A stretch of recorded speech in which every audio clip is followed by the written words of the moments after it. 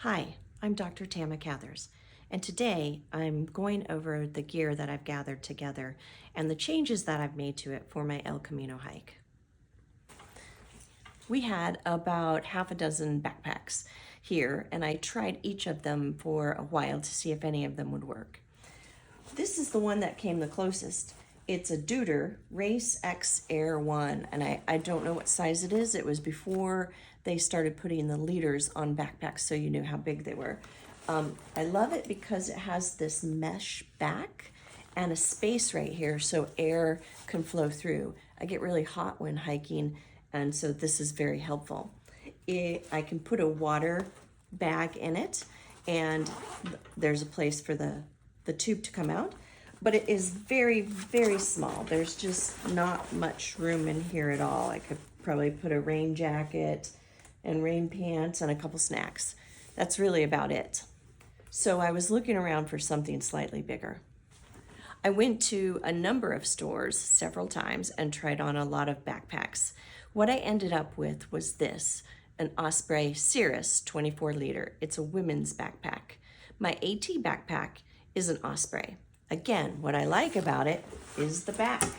It's got a full mesh back, and it's got space right here so that air can flow through it. Other backpack brands have some sort of covering here, and so the air just doesn't flow as well through it. It is certainly generous. It has a place for a water bag and a spout, which I have a water bag in here, and it has plenty of room inside of the main compartment. It has its own pack cover, but it does have a few problems. This backpack weighs under 2 pounds, and this backpack weighs almost 3 pounds, 2.98, basically 3 pounds. The other thing that was wrong with it was that the shoulder strap was too wide.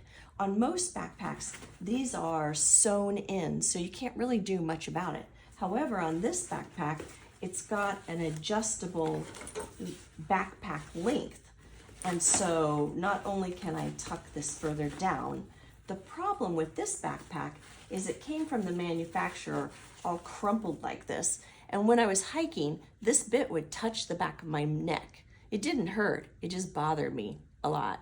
So I had my husband sew it together with a dart here. The second thing that I've done is I've lowered the backpack length, because I can do that in this pack, so that that little crimple in the shoulder area doesn't touch my body. The next thing that I did was I don't actually like the material that Osprey uses. It kind of reminds me of a sponge in your kitchen.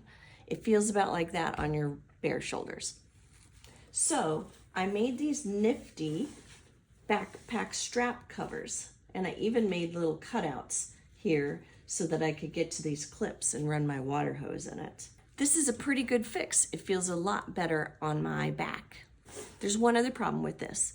They have these nice side pockets, but my iPhone just barely fits in it. I really have to take the pack off and put the phone in and zip it up to have it there. So it's not easy to pull out and take a picture. So the last thing I'm going to do, we are going to use a heavy duty sewing machine to sew a strip here and here so that I can use a clip and clip my iPhone on my belt so that I have fast access to it. Coming from being an AT hiker, I'm going to take my platypus bag. This will go in my backpack and the hose will come out, and I will adhere it right here with some clips that I have on it, and then I'll be able to drink whenever I want. Since I have coronary microvascular dysfunction, I'm not carrying my gear with me. I'll have it shipped, and I have a small suitcase. But I also want to carry on for the airplane, and I'm going to take this small carry-on that I got from Amazon because it folds up to a very small package, and I'll carry on this and have a small piece of luggage. Another thing that I altered, probably the first alteration, was a pair of my shoes. I have been wearing Ultras, and I like a lot of things about them. They have 0 drops, so your feet are in a natural position, and they're very comfortable because they have a nice wide toe box. I think that this fits a natural form foot for many people, and I love them. However, again, they don't have much cushion, and they wear out very quickly. So I got a pair of Hoka Bindi 8s. Hokas have a lot of cushion. They have inches of cushion.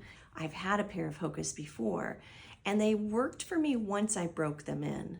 The problem with them is that this area right here hits my ankle, right where a nerve crosses it.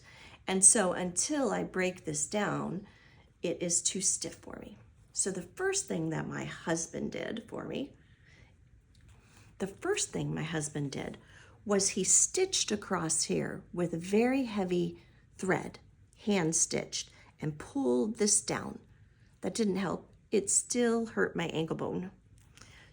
The second thing that he did was he put this small incision in the shoe, because he's a nurse and I'm a vet, so they're incisions, right? And we pulled out the stuffing, hoping that it would make it more flexible and less pressing on my foot. It's almost good the way it is, but I think I can make it better.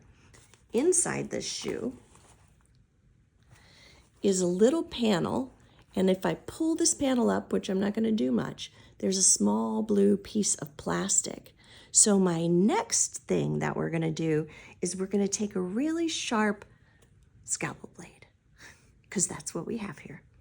And we're going to make a moon-shaped cut in the plastic so that the upper piece can slide down below the lower piece. If I were walking on roads, it's just fine. But once I get on rocky trails and I have to go downhill, it hits me a little bit. I'm going to take these, and I'm going to take these as a backup. I've never given myself permission to modify a backpack or shoes like I'm doing this time, but I feel totally comfortable with it now, and I can tell it's doing what I want, making these modifications.